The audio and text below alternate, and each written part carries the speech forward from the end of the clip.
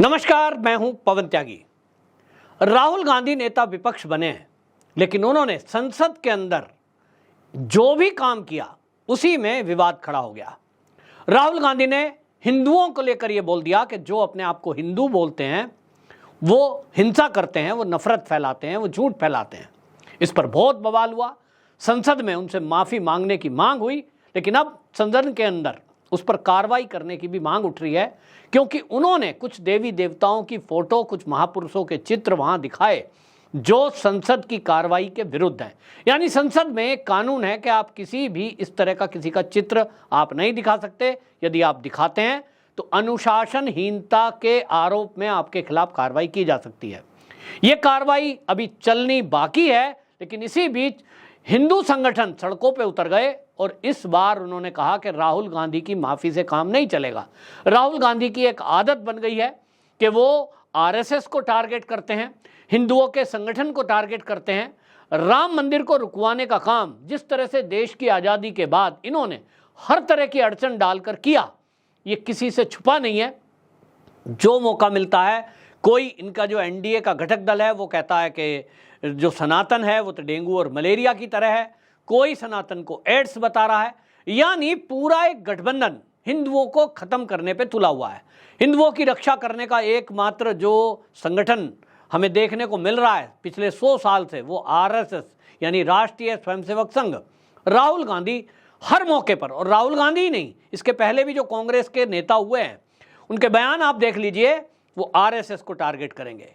देश के अंदर पीएफआई पनपती रही। किसी ने एक शब्द, राहुल गांधी ने कभी ये नहीं बोला कि देश में पीएफआई आतंकी संगठन से संबंध रखती है, इसको बैन करना चाहिए। कभी सिम्मी के बारे में एक शब्द नहीं बोला, कभी लश्कर तैयबा के बारे में एक शब्द नहीं बोला। लेकिन उनको दिक्कत है तो राष्ट्रीय स्वयंसेवक संघ से। क्या दिक्कत है? राष्ट्रीय स्वयंसेवक संघ राष्ट्र के हित में काम करता है। कई अवसर पड़ने पर, देश पर जब मुसीबत पड़ी है, यहां तक कि पाकिस्तान के युद्ध के समय नेहरू जी देश के प्रधानमंत्री थे, कश्मीर में सेना को मदद पहुंचानी थी, वहां जो सेना का हवाई अड्डा है उस पर प्लेन उतारने थे, बर्फ जम चुकी थी, बर्फ हटवानी थी, उसके लिए संघ के स्वयंसेवकों से संबंध किया गया, संपर्क किया गया, और संघ के स्वयंसेवकों ने गोला बारूद के बीच सेना की मदद की, गोला बारूद पहुंचाने में, हवाई जहाज़ों को उतरने में। और ये हिस्ट्री में लिखा है। और इसके कारण 26 जनवरी की परेड में राष्ट्रीय स्वयंसेवक संघ की एक टुकड़ी को शामिल किया गया।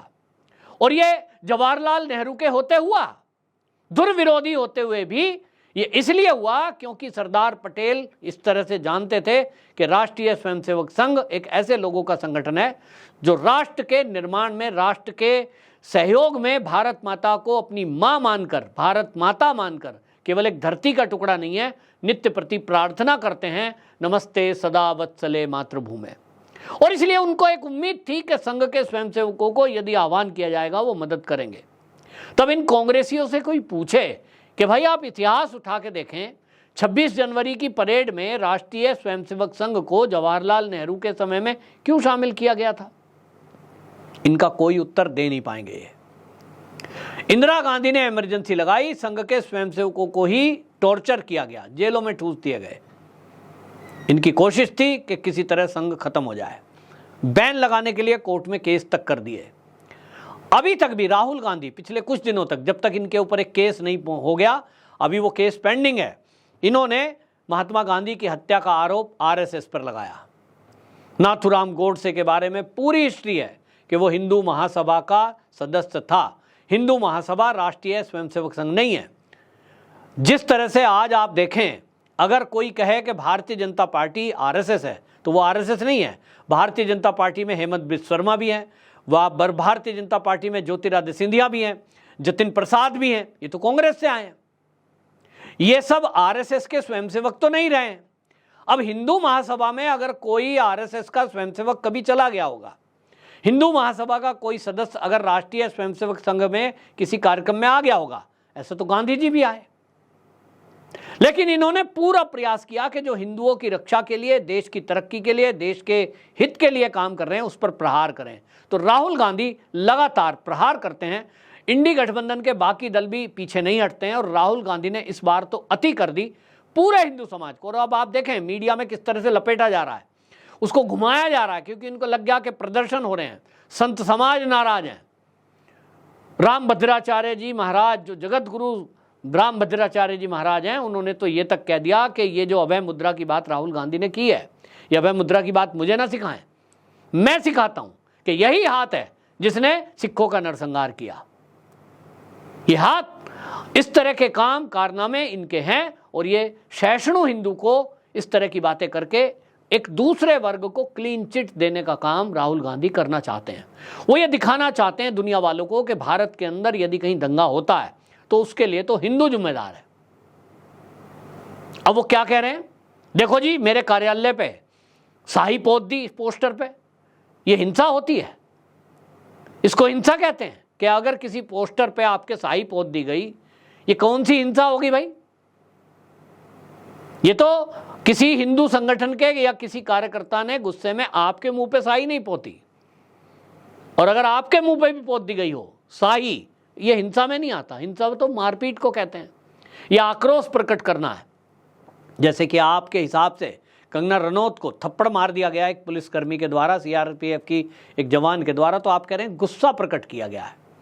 वैसा तो किसी ने किया नहीं है, लेकिन आप एक नैरेटिव बनाना चाहते हैं। नैरेटिव इन कांग्रेसियों ने हिंदू आतंकवाद शब्द भी गढ़ा था।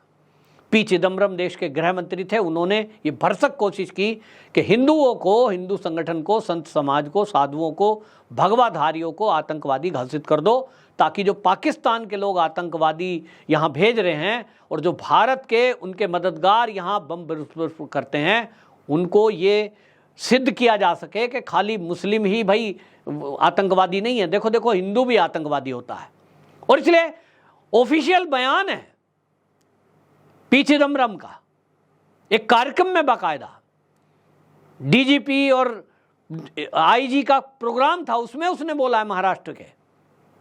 तो इनकी तो सोची समझी रणनीति है, बोल देंगे फिर माफी मांग लेंगे, फिर करेंगे फिर माफी मांग लेंगे, ये कब तक चलेगा? और इसलिए हिंदू समाज गुस्से में है और वो कह रहे हैं इस बार अब माफ नहीं करेंगे, केस करेंगे। लेकिन आप जानते हैं जो लोग ऐसा कह रहे हैं, राष्ट्रपति जी के नाम बहुत सारे संगठनों ने पत्र लिखा है, उनसे कार्रवाई करने की मांग की है। लेकिन हाँ, राष्ट्रपति जी की पावर है, वो कार्रवाई कर भी सकती हैं।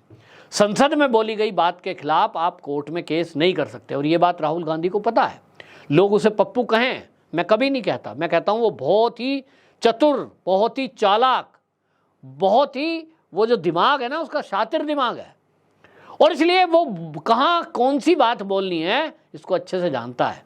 और इसलिए उसने संसद का इस्तेमाल किया है हिंदुओं को गाली देने के लिए, हिंदुओं को अपमानित करने के लिए। और इसका दूसरा पहलू भी देखिए, हिंदुओं को दंगाई बताने का मतलब क्या है, मकसद क्या है, इसको समझिए। ये मकसद बहुत खतरनाक है, और ये खतरनाक मकसद ये है कि ये सीएए के नाम पर देश में दंगे कराएंगे।